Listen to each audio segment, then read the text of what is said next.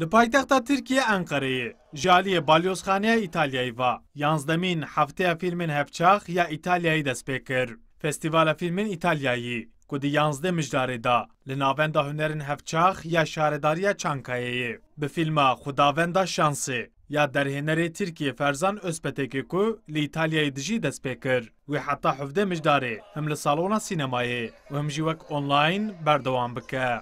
Dario Sabioniye şêwirmendê çand û çapemeniyê ya balyozxaneya İtalî ku di heman demî da organîzatorê festîvalê ye jî dibêje. Li gel şert û mercên neyînî yên pandemiyê jî ew xwastine kevneşopiya xwe ya 10 salan bidomînin.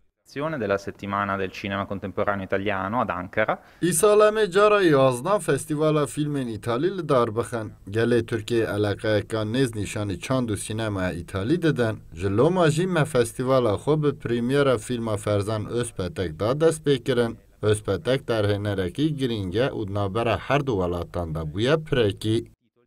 Ji ber pandemiyê, salona sînemayê bi 6 temaşevanan hatiye sînordar kirin. Li platforma online jî herî zêde 500 kes dikarin Festîvala Fîlmên İtalî temaşe bikin. Ji Loma jî îsal li salona sînemayê kêm temaşevan hebûn.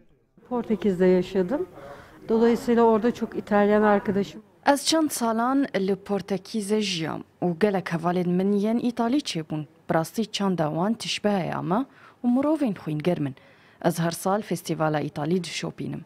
Li gor min di nav sînemaya Ewropayê de cihê sînemaya İtalî cuda ye û xwediyê taybetmendî ye. Li Enqereyê di 11mîn Festîvala Fîlmên Hevçax ya İtalyayê da bi giştî wê 7 fîlmên İtalî ku di nav 2 salên dawî de hatine kişandin bi jêrenivîsa Tirkî û İngilîzî wê li salona sînemayê ya navenda hunerên hevçax baweyeke belaş bêne nîşandan. Ömer Sönmez, Kurdistan 24, Ankara.